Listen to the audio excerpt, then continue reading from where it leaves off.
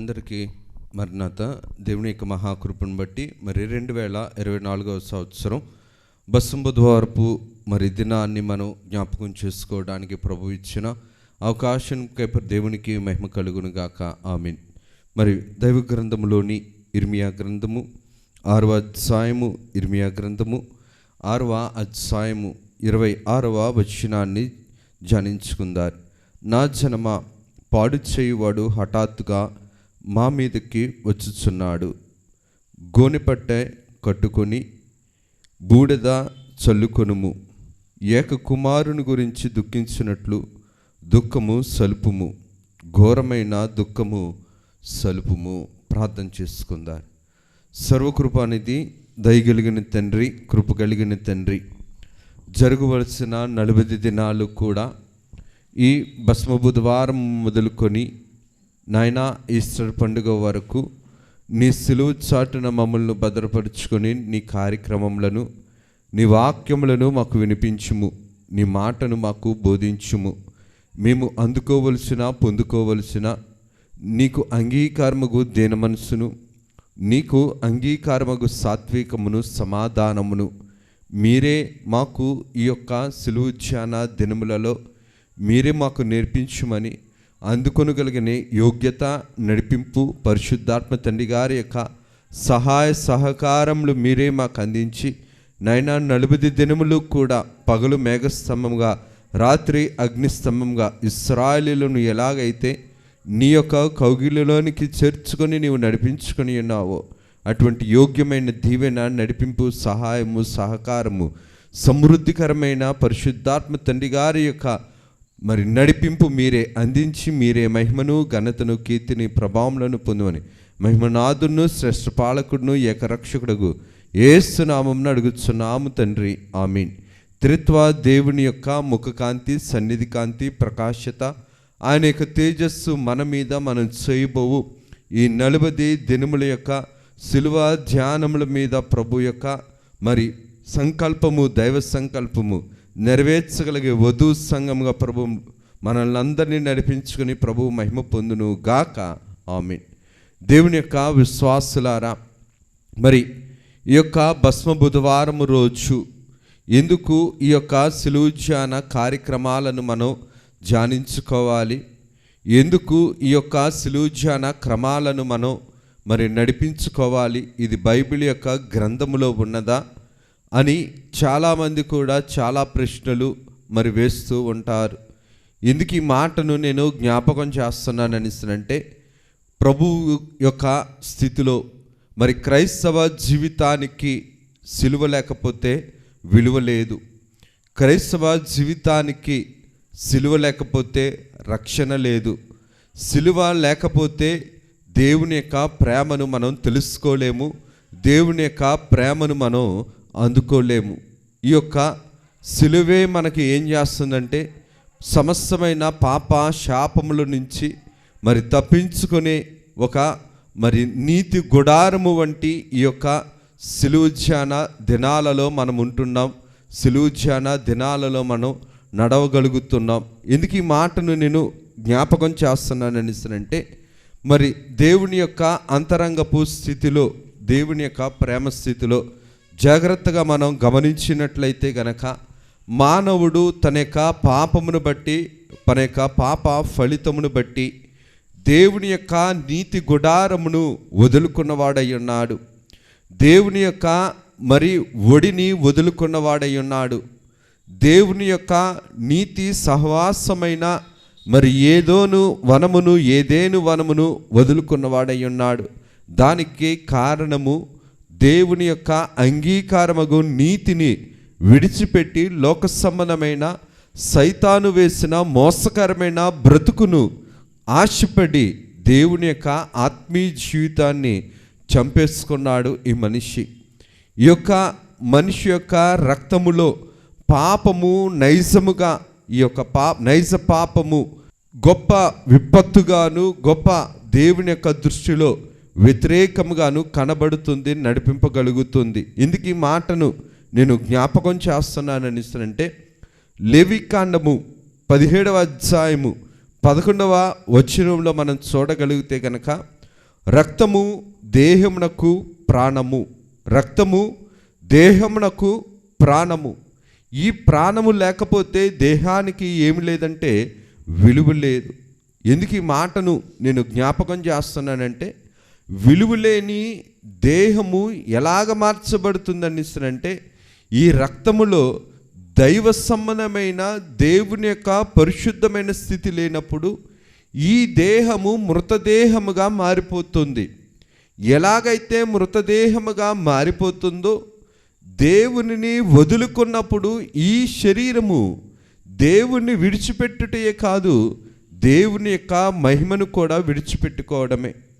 ఈ మహిమను విడిచిపెట్టుకునే దుస్థితి మానవునికి ఎందుకు వచ్చింది అనిస్తేనంటే, దేవుడు వేసిన మాటను కాక, వినిపించిన మాటను కాక, అపవాది సంబంధమైన, లోక సంబంధమైన, శరీర సంబంధమైన, నేత్రాశ కలిగిన సంబంధమైన మాటను ఏ మనిషి అయితే చేర్చుకున్నాడో ఆ మనిషి దేవునికి దూరస్తుడయ్యాడు. ఎందుకు ఈ మాటను నేను జ్ఞాపకం చేస్తున్నాను అంటే, పాపము దేవుని మీద ప్రేమను చంపివేసింది. పాపము దేవుని యొక్క ప్రేమ లేకుండా చేసింది. పాపము దేవుని ప్రేమను తెలుసుకోకుండా, తెలియచేయకుండా, తెలిసినా సరే లెక్కలేని స్థితిలో ఈ యొక్క పాపము పరిపక్వం అవటం వలన ఆత్మీయ జీవితంలో రక్షణ అనేది లేకపోయింది. అందుకని పాపము ప్రారంభమైనప్పుడే మనిషి యొక్క జీవితంలో మరణ గడియలు కూడా ప్రారంభమైనవి. పరిశుద్ధత ఉన్నంతకాలము కూడా పాపమునకు కానీ, పాప ఫలితమునకు కానీ, శాప ఫలితమునకు కానీ, లోక సంబంధమైన బ్రతుకుకు కానీ అధికారము లేదు.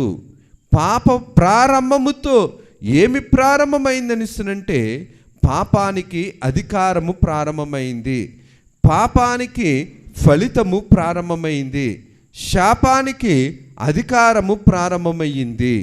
శాప ఫల బ్రతుకుకు మనిషి బానిసగా మారిపోయాడు. ఇటువంటి బానిసగా మారిపోయిన మృతదేహము కలిగిన ఈ మనిషిని మరలా మహిమ దేహముగా మార్చడానికి ఏ నరునికి కూడా అధికారము కానీ, ఆసక్తి కానీ, ఆలోచన కానీ లేదు. కానీ దేవుడే తన అద్వితీయ కుమారుని మన దగ్గరకు ఎందుకు పంపించాడనిసనంటే, మనిషి పోగొట్టుకున్నది మనిషి సంపాదించుకోలేడు. పాపము ఉన్నంత వరకు కూడా, శాప బ్రతుకును గుర్తెరిగి దానిని తెలుసుకోలేనంత వరకు కూడా మనిషి యొక్క జీవితంలో దేవుని యొక్క సంకల్పమును కానీ, దేవుని యొక్క ప్రేమను కానీ, దేవుని యొక్క విశ్వాసాన్ని కానీ తెలుసుకోలేని గాఢాంధకారమైన, మరణాంధకారమైన, శాప ఆశ్రయ స్థితి కలిగిన మరి దుస్థితిలోనికి మనిషి వెళ్ళిపోయాడు. అటువంటి దుస్థితి నుంచి మానవునికి విముక్తి దయచేసింది ఏంటంటే యేసు రక్తము. ఈ యేసు రక్తము మాత్రమే విశ్వాస యొక్క జీవితంలో అపవాది యొక్క తంత్రములను, వాయుమండల లోకపు అధిపతి యొక్క అదృశ్య దృశ్య శక్తుల యొక్క దురాత్మ దుస్థితుల యొక్క ప్రయత్నాలకు, పన్నాగాలకు మరి అపజయము కలిగించే శక్తి ఏదైనా ఉన్నదనిసరంటే అది యేసు రక్తమునకు మాత్రమే ఉన్నది. అటువంటి యేసు రక్త స్థితిలోనికి వచ్చే గుడారమే ఏ గుడారం అనిసరంటే, మనము ఈ దినమున ప్రారంభించుకున్న ఈ భస్మ బుధవారము మొదలుకొని ఈస్టర్ పండుగ వరకు జరిగించుకునే ఈ సిలువ గుడారము. ఈ సిలువ గుడారములో ప్రభు మొదటి రోజున ఉన్న మొదటి పెట్టిన పేరు ఏ పేరు భక్తుల ద్వారా అనిసనంటే భస్మ బుధవారము. బూడిదంతా కూడా రూపము కోల్పోతుంది, తనకున్న స్థితిని కోల్పోతుంది, చివరికి ధూళిగా మార్చబడిపోతుంది. ఎందుకు ఈ మాటను నేను జ్ఞాపకం చేస్తున్నానంటే, మానవుడు దేవుని యొక్క సిలువను ఆశ్రయించకపోతే, మానవుడు దేవుని యొక్క సిలువ యొక్క విలువను తెలుసుకోలేకపోతే, మానవుడు దేవుని యొక్క సిలువ కార్యమునకు విలువ ఇవ్వకపోతే, మానవుడు సిలువ యొక్క విలువ కార్యక్రమమును అశ్రద్ధగా చూసినంత కాలము కూడా మానవుని బ్రతుకు ధూళి వంటిది, బూడిద వంటిది. ఏ ధూళికి అయితే దేవుడు రూపమిచ్చి తన యొక్క మహిమ రూపాన్ని ఇచ్చాడో, ఏ పాపమైతే ఆ మహిమ రూపాన్ని పోగొట్టిందో మరలా ధూళిగా మార్చడానికి పాపము ఎప్పుడూ కూడా ఆసక్తి కలిగి, అత్యాసక్తి కలిగి మానవుణ్ణి పరిశుద్ధత వైపు కాక పాపము వైపు నడిపిస్తుందో, ఆ పాప స్థితిని లయపరచుటకు, ఆ పాపానికి అధికారము లేకుండా ఉండటానికి ప్రభువు వేసిన మార్గమే ఏ మార్గం అనిస్తారంటే ఈ సిలువ ధ్యాన దినములు. ఎందుకు ఈ మాటను నేను జ్ఞాపకం చేస్తున్నాను అనిస్తానంటే, యోహాను గారు రాసిన మొదటి పత్రిక 3వ అధ్యాయము 16వ వచనంలో మనం చూసినట్లయితే కనుక, యోహాను పత్రిక మొదటి పత్రిక 3వ అధ్యాయము 16వ వచనంలో చూస్తే కనుక, ఆయన మన నిమిత్తము తన ప్రాణమును పెట్టెను కనుక దేని వలన ప్రేమ ఎట్టిదో తెలుసుకొనుచున్నాము. ఈ సిలువ ధ్యానము దేనికి గుర్తు అనిసనంటే దేవుని యొక్క ప్రేమకు గుర్తు. దేవుని తన ప్రాణము కంటే మానవుని ఏ విధముగా ప్రేమించాడు అని తెలుసుకునే దినాలే ఈ సిలువ ధ్యాన దినాలు. మనం హెచ్చించుకునేటప్పుడు, మన బుద్ధి మనల్ని రాజ్యం చేస్తుండేటప్పుడు, మనిషి జ్ఞానం మనిషిని రాజ్యం చేస్తుండేటప్పుడు, మనిషి తలంపు మనిషి యొక్క భక్తిని మరి నడిపిస్తుండేటప్పుడు, మనిషి యొక్క బ్రతుకు మనిషి యొక్క భక్తిని రాజ్యం చేస్తుండేటప్పుడు దేవుని శక్తిని అందుకోలేం, దేవుని భక్తిని పొందుకోలేం, దేవుని యొక్క కార్యమును విలువగా మనం చూడలేం, దేవుని ప్రేమను కూడా మనం తెలుసుకోలేము. దేవుని ప్రేమను దూరము చేసేది సైతాను. దేవుని ప్రేమను చూపించకుండా దూరము చేసి ఒక వేషధారణ, వెలుగు కలిగిన స్థితిలో వెలుగుదూత వేషము ధరించుకొని ఎలాగైతే సైతాను రాజ్యము చేస్తున్నదో, అలాగే క్రైస్తవ సంఘములో కూడా వెలుగుదూత వేషము వలె దేవుని ప్రేమను, సిలువ మీద ఉన్న ప్రేమను, ఆయన ప్రాణము పెట్టిన ప్రేమను, ఆయన మనం కోసం భరించిన ప్రేమను, ఆయన సహించిన ప్రేమను సంఘానికి నేర్పించకుండా, సంఘానికి చూపించకుండా, సంఘానికి జ్ఞాపకము తేకుండా, సంఘానికి దేవుని యొక్క ప్రేమ యొక్క స్థితిలో బలమైన విశ్వాసముగా రూపాంతరం చెందకుండా చేసే సైతాను పని. ఈ సైతాను పనిని దేవుడి యొక్క కార్యక్రమమును బట్టి జాగ్రత్తగా మనం గమనించినట్లయితే కనుక, యోబు గారికి ఎటువంటి శ్రమలు ఉన్నప్పటికీ కూడా దేవుని మాత్రం విడిచిపెట్టలేదు. ఎందుకు ఈ మాటను నేను జ్ఞాపకం చేస్తున్నాను అనిస్తానంటే, శ్రమల కాలంలో మనం ఉండబోతున్నాం. ఈ 40 దినములకు ఉన్న మాట ఏమిటనిస్తానంటే శ్రమల కాలము. ఈ శ్రమల కాలములో మన బుద్ధిని మనం అసహించుకోవాలి, మన జ్ఞానమును మనం అసహించుకోవాలి, మన తలంపును మనం అసహించుకోవాలి. సిలువ ధ్యాన కార్యక్రమములో మన బుద్ధితో మనం దేవునితో ఉండకూడదు, మన జ్ఞానముతో దేవునితో ఉండకూడదు, మన యొక్క సొంత స్థితితో దేవునితో ఉండకూడదు. ఇది ఒక తపస్సు వంటిది, ఇది ఒక మహిమ కలిగిన దీక్ష వంటిది.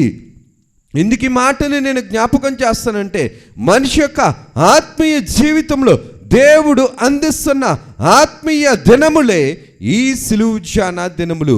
ఈ సిలువ ధ్యాన దినములలో మనము ఉండవలసిన స్థితి ఎటువంటిది అనిస్తారంటే, ఒక మహిమ తపస్సు చేస్తున్నట్లు, ఒక మహిమ దీక్ష చేస్తున్నట్లు, ఒక మహిమ కలిగిన కార్యమును చేపడుతున్నట్లు మన బ్రతుకును మనం బాగు చేసుకోవడానికి ప్రభు ఇస్తున్న ఆత్మీయ దినములే ఏంటనిస్తారంటే ఈ సిలువ ధ్యాన దినములు.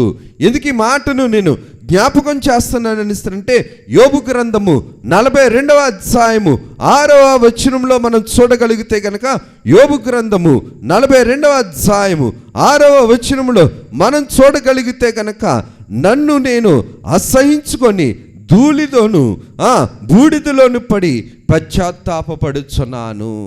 పాపమున్నవారు పశ్చాత్తాపడరు, పాప ఫలితమైన బ్రతుకును ఆశిస్తున్న వారు తాము చేసిన పాపమును గురించి పశ్చాత్తాపపడరు.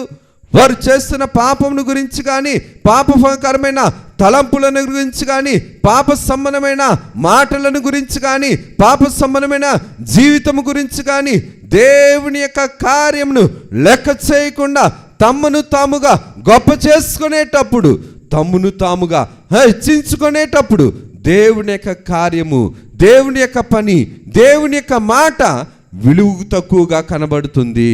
ఎందుకు ఈ మాటని నేను జ్ఞాపకం చేస్తున్నాను అంటే, యోబు గారు 42వ అధ్యాయములో 6వ వచనంలో అంటున్న మాట, నన్ను నేను అసహించుకొని ధూళిలోను బూడిదిలోను పడి పశ్చాత్తాపపడుచున్నాను. ఎందుకు ఈ మాటను ఈయన రాయగలిగారనిస్తారంటే, పశ్చాత్తాపపడే ఈ పాప ఫలితముల నుంచి తప్పించే రక్షకుడు ఎవరు అనిసంటే, ఇర్మియా గ్రంథము 6వ అధ్యాయము 26వ వచనంలో మనం చదువుకున్నాం. నా జనమా, పాడు చేయవాడు హఠాత్తుగా మా మీదకి వచ్చుచున్నాడు. గోనె పట్టు కట్టుకొని బూడిద చల్లుకొనుము. ఏక కుమారుని గురించి దుఃఖించినట్లు దుఃఖము సలుపుము, ఘోరమైన దుఃఖము సలుపుము. ఎందుకు ఈ మాటను మనం జ్ఞాపకం చేసుకోవాలంటే, ఈ ఏక కుమారుడే అద్వితీయ కుమారుడు.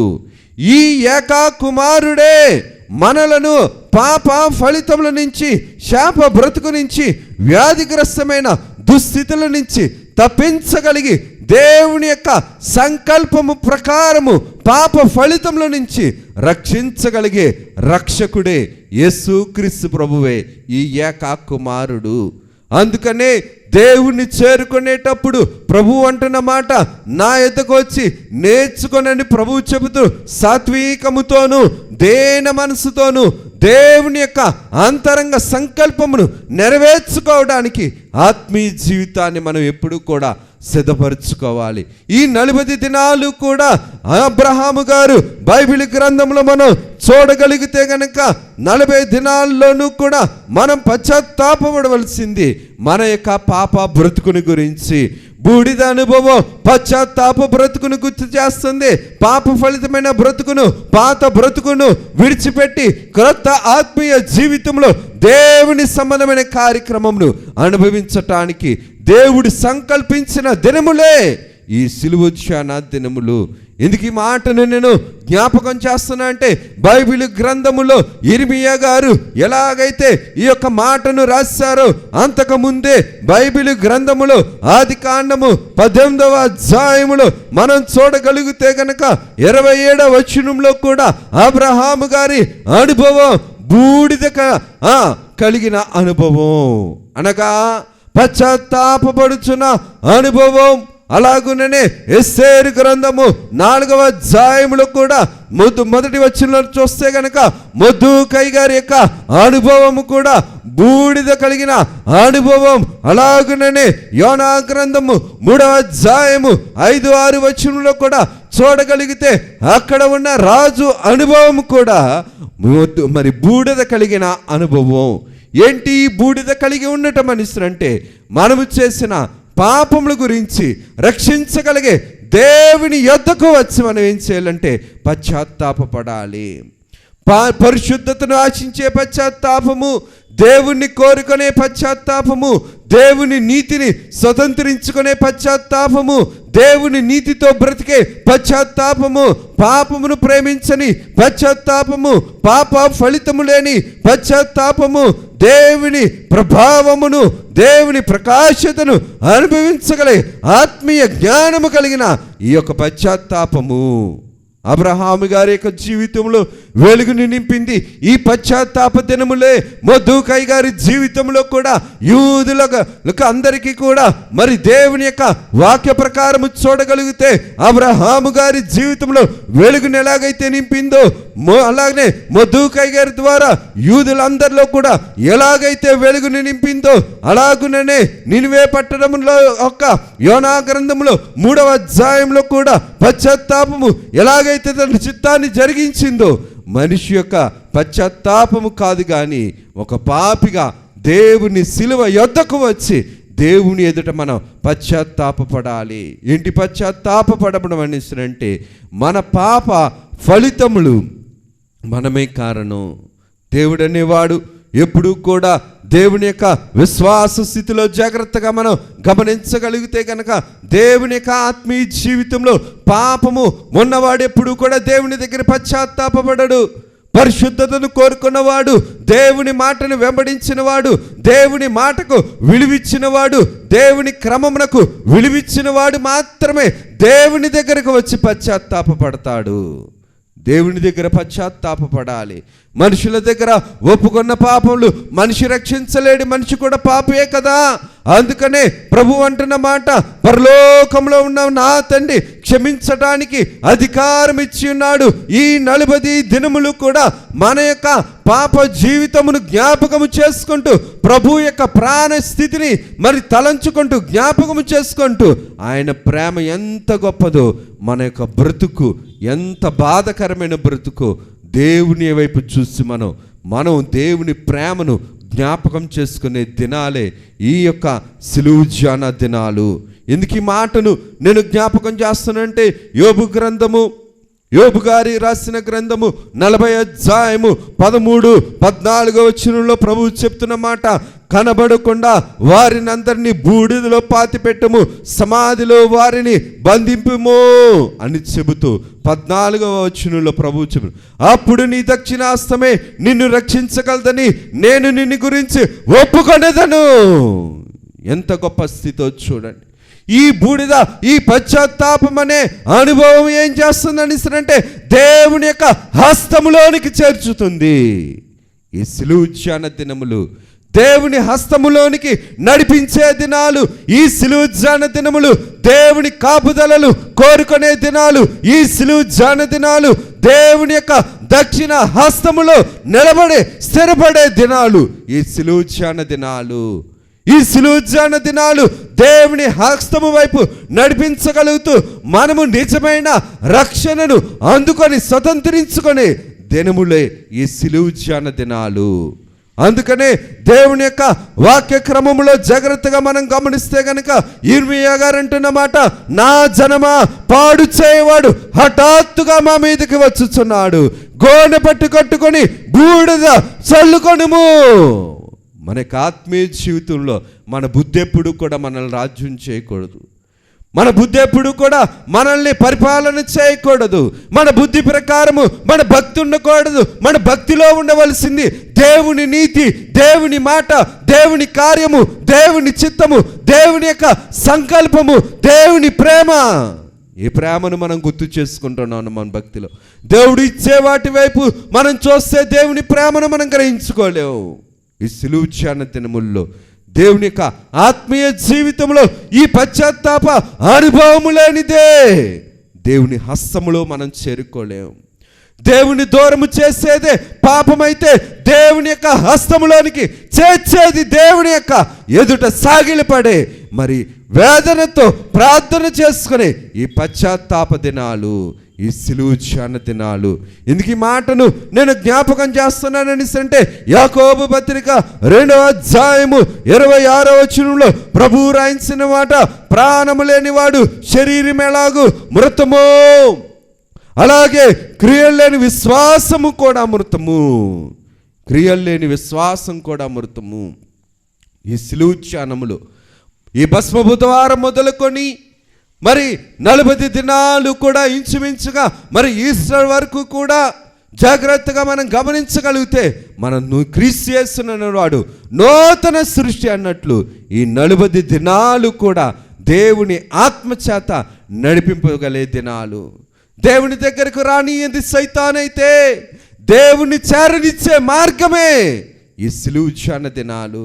క్రైస్తవునికి ఎలాగైతే విలువిస్తుందో, క్రైస్తవ లోకంలో ఉన్న చీకటిని ఎలాగైతే తొలగించిందో, ఈ సిలువ ధ్యాన దినాలు మన కుటుంబాలలో మనల్ని వెలుగుగా ఉంచే దినాలు. మనలో ఉన్న చీకటి బ్రతుకుని తొలగించే దినాలు ఈ సిలువ ధ్యాన దినాలు. ఈ సిలువ ధ్యాన దినాలు లోకమునకు ఎలాగైతే రక్షణనిచ్చాయో, దేవుని దక్షిణ హస్తము చేత నడిపించగలిగే రక్షణను ఇచ్చేవి ఈ సిలువ ధ్యాన దినాలు. అనగా ఈ భస్మ బుధవారము ఎలాగైతే మనం అబ్రహాము గారిని మొర్దెకై గారిని ఎలాగైతే గుర్తు చేసుకొని వారి రక్షణ పొందారో దేవుని దక్షిణ హస్త కార్యము చేత, మన బ్రతుకులలో కూడా నీ ప్రవర్తన అంతటిలోనూ నీ దేవుడైన యెహోవా యొక్క అధికారంను నీవు ఒప్పుకో అన్నట్లు, దేవుని చేతి పనివారమని గుర్తెరిగి తప్పిపోయిన కుమారుడు ఎలాగైతే బుద్ధి తెచ్చుకొని తన తండ్రి దగ్గరికి వచ్చాడో, అలాగే సంఘము కూడా మనం చేసిన పాపములు బట్టి దేవునికి దూరమయ్యాం. మనం వేసుకున్న పాప బుద్ధిని బట్టి, పాప మార్గమును బట్టి, శాప బ్రతుకును బట్టి దేవునికి దూరస్తులయ్యాం. ఆదామవ్వలు ఎలాగైతే నీతి గుడారమును విడిచిపెట్టారో, అలాగే ఈ యొక్క సంఘకాలములో దేవుడు సిలువ యొక్క ప్రేమను తెలుసుకోవడానికి దేవుడు అందించిన దినాలు, దేవుడు మనకి బహుమానముగా ఇచ్చిన దినాలు ఏ దినాలు అనిసరంటే ఈ సిలువ ధ్యాన దినాలు.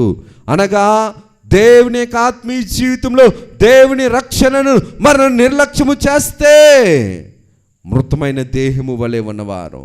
రక్తము లేని దేహానికి ఎలాగైతే ప్రాణముండదో, క్రియలు లేని విశ్వాసమునకు ఎలాగైతే విశ్వాసానికి క్రియము లేకపోతే విలువ ఉండదో, క్రైస్తవ జీవితంలో కూడా సిలువు ధ్యానాలు చెయ్యకపోతే, సిలువు ధ్యానాల యొక్క విలువను గ్రహించుకోలేకపోతే మన బ్రతుకు కూడా రక్షణని నిలుపుకోలేని దుస్థితిలోనికి మన సైతాను మనల్ని నడిపిస్తుంది.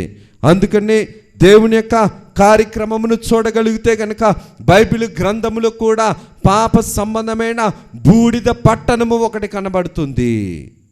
అది మనుషులు తమ కీడును తమే తెచ్చుకున్నారు, తమ కీడు ద్వారా తమ పట్టణాన్ని తామే పాడు చేసుకున్నారు. ఆ పట్టణమే జాగ్రత్తగా బైబిల్ గ్రంథంలో మనం చూస్తే గనక ఆ బూడిద పట్టణమను పేరు కలిగిన పట్టణమే, ఆ పట్టణమే సొదొమ గొమొర్రా పట్టణం. పేతురు గారు రాసిన 2వ పత్రిక 2వ అధ్యాయం 6వ వచనంలో ప్రభువు రాయించిన మాట, వారు ఏ పాపమునైతే వారి యొక్క మరి స్థితిలో విత్తారో దేవుని వైపు పశ్చాత్తాపపడక వారి పాపమును చూసుకొని వారు దేవునికి దూరస్తులయ్యారు. దేవుని దూరము చేసిన పట్టణము ఈ రోజుకి కూడా అగ్నిగంధకాల బూడిద కలిగిన పట్టణముగా సజీవ సాక్ష్యముగా ఉండిపోయింది. ఇన్ని తరాలైనా, ఇన్ని వేల సంవత్సరాలైనా ఈ సొదొమ గొమొర్రా పట్టణం. ఎందుకు ఈ మాటను నేను జ్ఞాపకం చేస్తున్నామని అంటే, మనం బూడిద వంటి వారం, మన బ్రతుకు బూడిద వంటిది. దేవుని యొక్క చేతి పని వారం. దేవుని చెయ్యలేకపోతే మన బ్రతుక్కి రూపము లేదు, మన దేహానికి ప్రాణము లేదు, మన ఆత్మకు వెలుగు లేదు, మన ఆత్మకు జీవము లేదు. దేవుని చేతి పని వారం, దేవుని చేతి పని వారం. సైతాను సాధనములుగా మారిపోయాం, సైతాను కారకులుగా మారిపోయాం, పాతాళపు బంధకాలకు ద్వారముగా ఉండిపోయాం. అటువంటి వారముగా మనం ఉండకుండా ఉండటానికి పరలోకంలో ఉన్న తన అద్వితీయ కుమారుణ్ణి ప్రాణము పెట్టడానికి ప్రభువే మన దగ్గరికి పంపించిన దినములు, జ్ఞాపకం చేసుకుంటున్న దినములు ఈ సిలువు ధ్యాన దినములు. సిలువులో ఉన్న విలువను తెలుసుకోవడమే కాదు, దేవుని యొక్క ప్రేమను మన ఆత్మీయ జీవితంలో మనం పోషించుకోవలసిన వారమై ఉన్నాం.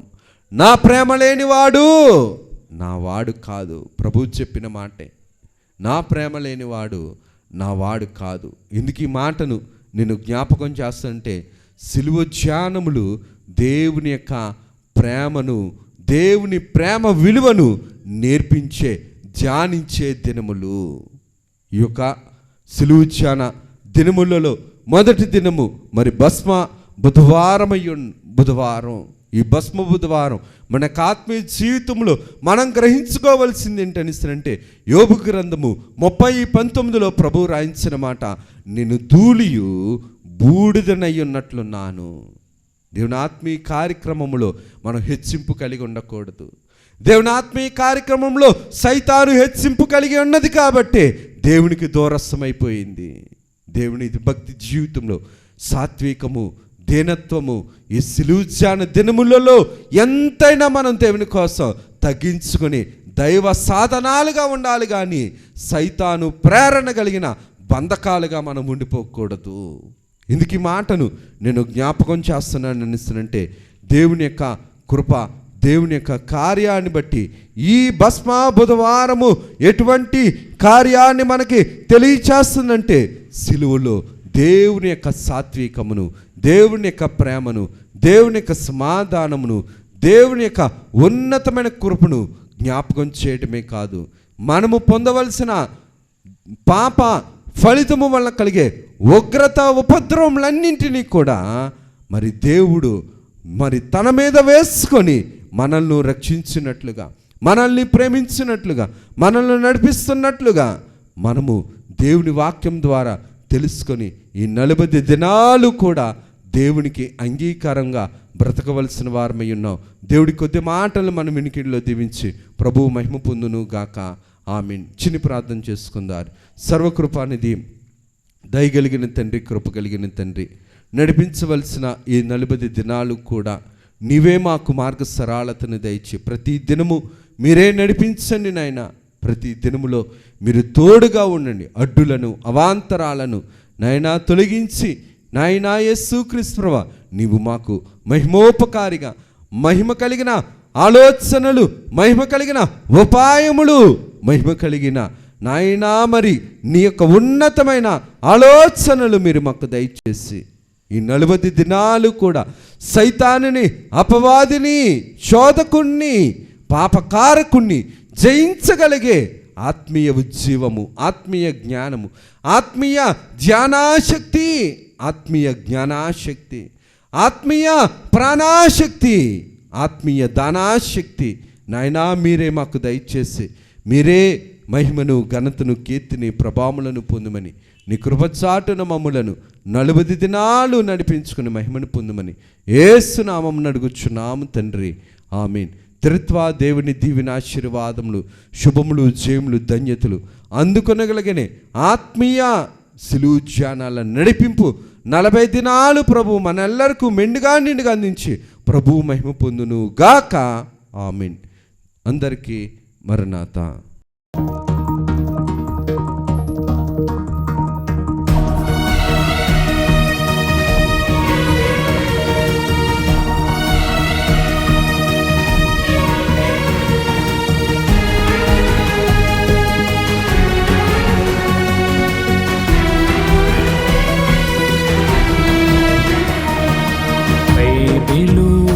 ప్రకటన అయలు పరచిన ప్రకటన,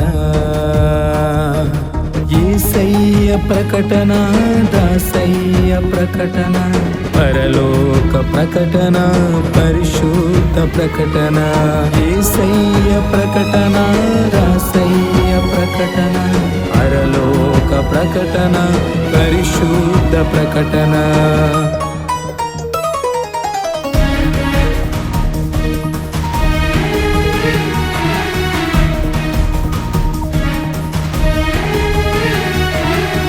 ప్రకటన బైబిలు ప్రకటన, అయలు పరచిన ప్రకటన, విమలాత్మ ప్రకటన, విజయాత్మ ప్రకటన, విశ్వాసికి ప్రకటన, విజ్ఞాపన ప్రకటన, విమలాత్మ ప్రకటన, విజయాత్మ ప్రకటన, విశ్వాసికి ప్రకటన, విజ్ఞాపన ప్రకటన. ప్రకటన బైబిలు ప్రకటన, బయలు పరచిన ప్రకటన.